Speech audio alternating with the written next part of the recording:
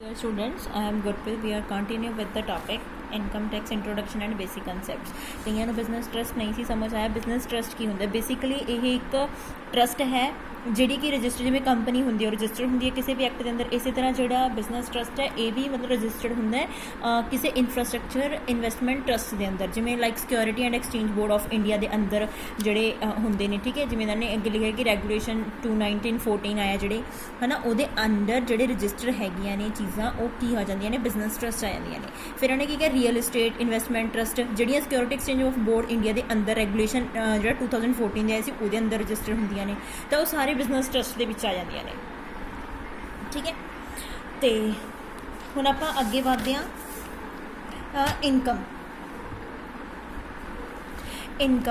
ਕੀ ਹੁੰਦੀ ਹੈ ਇਨਕਮ ਦੇ ਵਿੱਚ ਕੀ ਹੁੰਦਾ income includes profit and gains dividend et cetera ਠੀਕ ਹੈ ਇਹ ਮੈਂ ਐਕਸਪਲੇਨੇਸ਼ਨ ਇਹਦੀ ਪੂਰੀ ਫੁੱਲ ਡਿਟੇਲ ਦੇ ਵਿੱਚ ਬਾਅਦ 'ਚ ਕਰਵਾਉਂਗੀ ਕਿਉਂਕਿ ਇਹਦੇ ਵਿੱਚ ਬਹੁਤ ਸਾਰਾ ਕੁਛ ਹੈ ਜਦੋਂ ਤੁਸੀਂ ਚੈਪਟਰਸ ਪੜ੍ਹੋਗੇ ਤਾਂ ਉਦੋਂ ਤੁਹਾਨੂੰ ਚੀਜ਼ਾਂ ਸਮਝ ਆਉਣਗੀਆਂ ਠੀਕ ਹੈ ਇਸ ਲਈ ਮੈਂ ਫਿਲਹਾਲ ਛਡਵਾ ਰਹੀ ਹਾਂ ਅੱਜ ਲਈ ਤਾਂ ਮੈਂ ਅੱਜ ਮੈਂ ਕਰਵਾ ਰਹੀ ਹਾਂ ਹੈਡਸ ਆਫ ਇਨਕਮ ਕੀ ਹੁੰਦਾ section 14 of income tax 1961 provides the for computation of income of N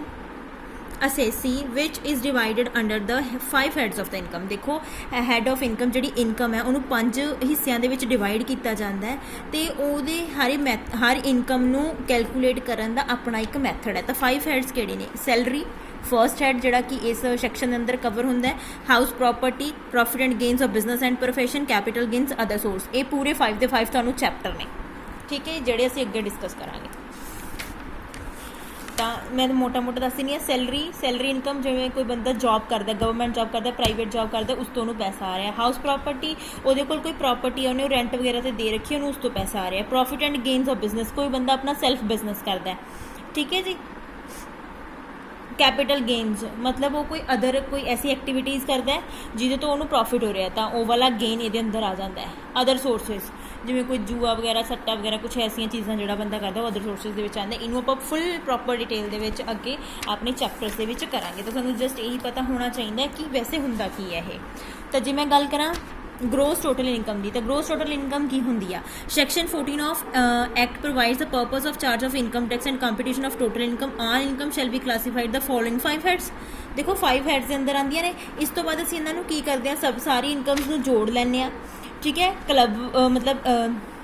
adjustment ਕਰ ਲੈਂਦੇ ਹਾਂ ਤਾਂ ਰਿਜ਼ਲਟੈਂਟ ਫਿਗਰ ਜਿਹੜੀ ਆਉਂਦੀ ਆ ਉਹਨੂੰ ਅਸੀਂ ਗ੍ਰੋਸ ਟੋਟਲ ਇਨਕਮ ਕਹਿ ਦਿੰਦੇ ਹਾਂ ਦੇਖੋ 5 ਹੈਡਸ ਨੂੰ ਜੋੜ ਕੇ ਉਸ ਦੇ ਵਿੱਚੋਂ ਜਿਹੜੀ ਕਲਬਿੰਗ ਵਗੈਰਾ ਕਰਨੀ ਹੈ ਲਾਸਿਸ ਵਗੈਰਾ ਮਾਈਨਸ ਕਰਨੇ ਨੇ ਮਤਲਬ ਉਹ ਸਾਰਾ ਕੁਝ ਕਰਨ ਤੋਂ ਬਾਅਦ ਜੋ ਸਾਡੇ ਕੋਲ ਆਉਂਦਾ ਉਹਨੂੰ ਗ੍ਰੋਸ ਟੋਟਲ ਇਨਕਮ ਕਹਿੰਦੇ ਨੇ ਤਾਂ ਗ੍ਰੋਸ ਟੋਟਲ ਨੂੰ ਅਸੀਂ ਕਹਿ ਸਕਦੇ ਹਾਂ as the total income of assessee before making any deductions ਜਦੋਂ ਅਸੀਂ ਉਸਦੇ ਵਿੱਚੋਂ ਡਿਡਕਸ਼ਨਸ ਨਹੀਂ ਕੀਤੀਆਂ ਤਾਂ ਡਿਡਕਸ਼ਨਸ ਕੀ ਹੁੰਦੀਆਂ ਨੇ ਇਹ ਵੀ ਆਪਾਂ ਚੈਪਟਰ ਦੇ ਵਿੱਚ ਅੱਗੇ ਪੜ੍ਹਾਂਗੇ ਦੱਸ ਦਿੰਦੇ ਹਾਂ ਬੇਸਿਕਲੀ ਕੀ ਹੁੰਦੀਆਂ ਨੇ ਇੱਕ ਐਗਜ਼ੰਪਸ਼ਨਸ ਹੁੰਦੀਆਂ ਨੇ ਇੱਕ ਡਿਡਕਸ਼ਨਸ ਹੁੰਦੀਆਂ ਡਿਡਕਸ਼ਨ ਮਤਲਬ ਜਿਹੜੀ ਚੀਜ਼ ਦੀ ਸਾਨੂੰ ਮਾਫੀ ਦਿੱਤੀ ਗਈ ਹੈ ਮਤਲਬ ਪਹਿਲਾਂ ਹੁਣ ਜੇ ਮੰਨ ਲਓ ਸੈਲਰੀ ਹੈ ਸੈਲਰੀ ਦੇ ਵਿੱਚ ਸਾਰਾ ਜੋੜ ਲਿਆ ਪਰ ਫਿਰ ਸਾਨੂੰ ਉਹਨਾਂ ਨੇ ਕੀ ਕਹਿਤਾ ਕਿ ਸੈਲਰੀ 'ਚੋਂ ਤੁਸੀਂ ਕੁਝ ਚੀਜ਼ਾਂ ਮਾਈਨਸ ਕਰ ਸਕਦੇ ਹੋ ਤਾਂ ਉਹ ਹੁੰਦੀ ਹੈ ਡਿਡਕਸ਼ਨ ਐਗਜ਼ੰਪਸ਼ਨ ਹੁੰਦੀ ਹੈ ਕਿ ਤੁਸੀਂ ਸੈਲਰੀ ਦੇ ਵਿੱਚ ਉਹ ਚੀਜ਼ ਐਡ ਹੀ ਨਹੀਂ ਕਰੋਗੇ ਉਹਨੂੰ ਤੁਸੀਂ ਇਨਕਲੂਡ ਹੀ ਨਹੀਂ ਕਰਨਾ ਮਤਲਬ ਉਹ ਇਹਨਾਂ ਦਾ ਪਾਰਟ ਨਹੀਂ ਹੈ ਇਹ ਇਹਨਾਂ ਦਾ ਪਾਰਟ ਤਾਂ ਹੈਗਾ ਬਟ ਬਾਅਦ ਦੇ ਵਿੱਚ ਮਾਈਨਸ ਕਰ ਦਿੰਦੇ ਆ ਠੀਕ ਹੈ ਲਾਈਕ ਫੋਰ ਐਗਜ਼ਾਮਪਲ ਜਿਵੇਂ ਕਈ ਕਾਲਜਿਸ ਦਾ ਰੂਲ ਹੈ ਕਿ ਉਹ ਆਪਣੇ ਜਿਹੜੇ ਹੈਗੇ ਨੇ ਉਹਦੀ ਫੀਸ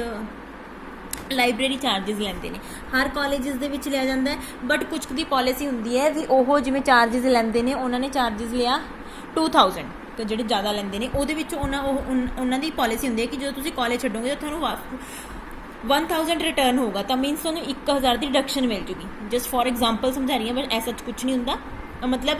ਅਤੇ ਜਦੋਂ ਇਹ ਚੀਜ਼ਾਂ ਤੁਹਾਨੂੰ ਕਿਵੇਂ ਸਮਝ ਆਉਣਗੀਆਂ ਜਦੋਂ ਆਪਾਂ ਸੈਲਰੀ ਦੇ ਕੰਸੈਪਟ ਨੂੰ ਚੰਗੀ ਤਰੀਕੇ ਨਾਲ ਸਮਝਾਂਗੇ ਵੀ ਕੀ ਚੀਜ਼ ਹੈ ਡਿਡਕਸ਼ਨ ਮਤਲਬ ਮਾਈਨਸ ਕਰ ਦੇਣਾ ਇੱਕ ਵਾਰੀ ਚੀਜ਼ ਨੂੰ ਪਹਿਲਾਂ ਐਡ ਕੀਤਾ ਮੰਨ ਲਓ ਮੇਰੀ ਸੈਲਰੀ ਹੈ ਮੇਰੀ ਸੈਲਰੀ ਦੇ ਵਿੱਚੋਂ ਮੈਨੂੰ ਮਹੀਨੇ ਦੀ ਮੇਰੀ 70000 ਰੁਪਇਆ ਤਨਖਾਹ ਹੈ ਲੈਟਸ ਸਪੋਜ਼ ਠੀਕ ਹੈ ਤਾਂ ਉਹ ਮੈਂ ਹਰ ਮਹੀਨੇ ਪਹਿਲਾਂ ਜੋੜੂੰਗੀ ਫਿਰ ਉਸ ਤੋਂ ਬਾਅਦ ਸਰਕਾਰ ਮੈਨੂੰ ਕੁਝ ਮਾਫੀ ਦੇ ਦੂਗੀ ਕਿ ਤੈਨੂੰ 70000 ਤੇ ਟੈਕਸ ਭਰਨ ਦੀ ਬਜਾਏ ਤੂੰ 50 ਤੇ ਭਰ ਦੇ ਤੂੰ 60 ਤੇ ਭਰ ਦੇ ਤੂੰ 65 ਤੇ ਭਰ ਦੇ ਜਿਵੇਂ ਵੀ ਠੀਕ ਹੈ ਤਾਂ ਉਹ ਮੈਨੂੰ 5000 ਦੀ ਰਿਡਕਸ਼ਨ ਮਿਲ ਗਈ ਟੈਕਸ ਤੋਂ ਰਿਲੀਫ ਮਿਲ ਗਈ ਐਗਜ਼ੰਪਸ਼ਨ ਮੇਰੀ ਸੈਲਰੀ 70000 ਹੈ ਉਸ ਤੋਂ ਬਿਨਾਂ ਮੈਨੂੰ 10000 ਰੁਪਏ ਐਕਸਟਰਾ ਮਿਲ ਰਿਹਾ ਤਾਂ ਉਹ 10000 ਮੇਰੇ ਇਹਦੇ ਵਿੱਚ ਐਡ ਹੀ ਨਹੀਂ ਹੋਊਗਾ ਉਹ ਮੇਰੀ ਐਕਸਟਰਾ ਇਨਕਮ ਹੈ ਠੀਕ ਹੈ ਤਾਂ ਉਹ ਮਤਲਬ ਉਹਦੀ ਮੈਨੂੰ ਸਰਕਾਰ ਐਗਜ਼ੰਪਸ਼ਨ ਦੇ ਰਹੀ ਹੈ ਤਾਂ ਇਹ ਡਿਫਰੈਂਸ ਹੈ ਟੋਟਲ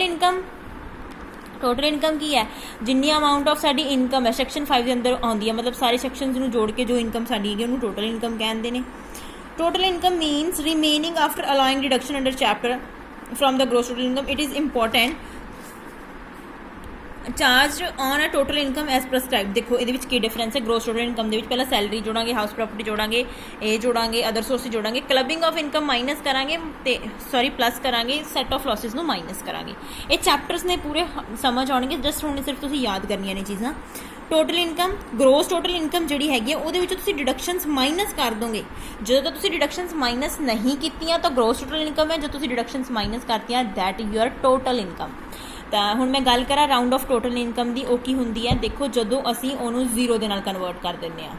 ਦੇਖੋ ਹੁਣ ਮੰਨ ਲਓ 1,25,634.80 ਰੁਪਏ ਤੁਹਾਡੀ ਟੋਟਲ ਇਨਕਮ ਸੀ, ਤਾਂ ਤੁਸੀਂ ਇਹਨੂੰ 34 ਦੀ ਬਜਾਏ ਇਹਨੂੰ 30 ਕਰਤਾ। ਦੇਖੋ ਤਾਂ ਰਾਊਂਡ ਆਫ ਕਰਤਾ 10 ਦੇ। ਇਸੇ ਤਰ੍ਹਾਂ ਆਪਾਂ 100 ਨਾਲ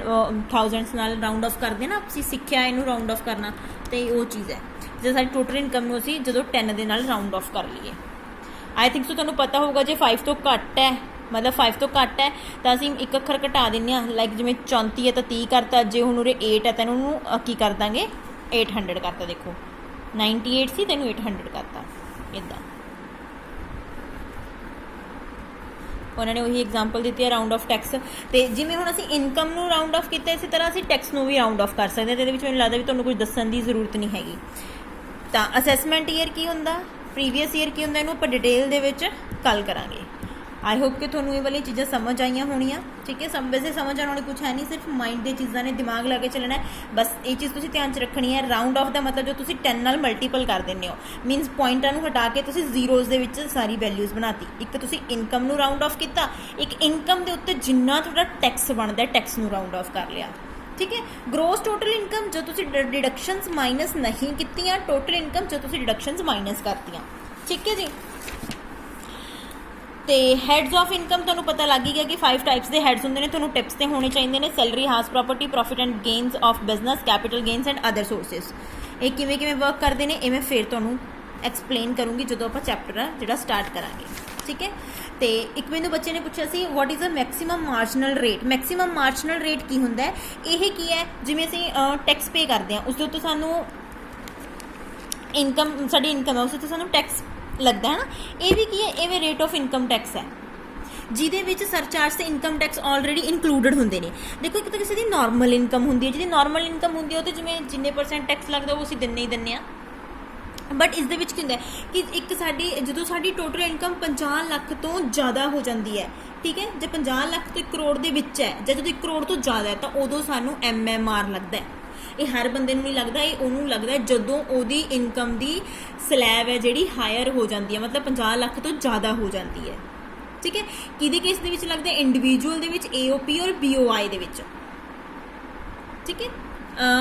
ਐਟ ਪ੍ਰੈਜ਼ੈਂਟ 19-20 ਤੋਂ ਕਿੰਨਾ ਲੱਗਦਾ? 30%, ਐਕਸਕਲੂਡਿੰਗ ਸਰਚਾਰਜ। ਸਰਚਾਰਜ ਨੂੰ ਐਕਸਕਲੂਡ ਕਰੇ ਤੋਂ ਬਿਨਾਂ 30% ਲੱਗਦਾ ਹੈ, ਠੀਕ ਹੈ। ਉਸ ਤੋਂ ਬਾਅਦ MMR in the following various individuals ਲਈ ਕਿੰਨਾ, ਤਾਂ ਜਿਹਦੀ ਇਨਕਮ ਇੰਨੀ ਉਹਦੇ ਲਈ ਇੰਨਾ, ਜਿਹਦੀ ਇਨਕਮ ਇੰਨੀ ਉਹ, ਠੀਕ ਹੈ। ਤੁਹਾਨੂੰ ਤੁਸੀਂ ਬੁੱਕ ਦੇ ਵਿੱਚੋਂ ਤੁਹਾਨੂੰ ਕਲੀਅਰਲੀ ਸਮਝ ਆ ਜਾਊਗਾ। ਕੁਛ ਨਹੀਂ ਹੈ, ਸਿਰਫ ਇਨਕਮ ਟੈਕਸ ਦਾ ਇੱਕ ਰੇਟ ਹੈ ਜੋ ਉਹਨਾਂ ਨੇ ਫਿਕਸ ਕਰ ਰੱਖਿਆ 30%। 19-20 ਦੇ ਵਿੱਚ, 20-21 ਦੇ ਵਿੱਚ ਹੋ ਸਕਦਾ ਥੋੜ੍ਹਾ ਬਹੁਤਾ ਚੇਂਜਸ ਆਏ ਹੋਣ। ਇਹ ਕੀ ਹੈ ਵੀ ਜਿਹਦੀ ਇਨਕਮ 50 ਲੱਖ ਤੋਂ ਜ਼ਿਆਦਾ ਹੈ ਤਾਂ ਉਹਦੇ ਲਈ ਟੈਕਸ ਇਹਨਾਂ ਨੇ ਇੱਕ ਫਿਕਸ ਅਮਾਊਂਟ ਕਰਤੀ, ਤੁਹਾਨੂੰ ਇਹ ਭਰਨਾ ਹੀ ਭਰਨਾ ਪਊਗਾ।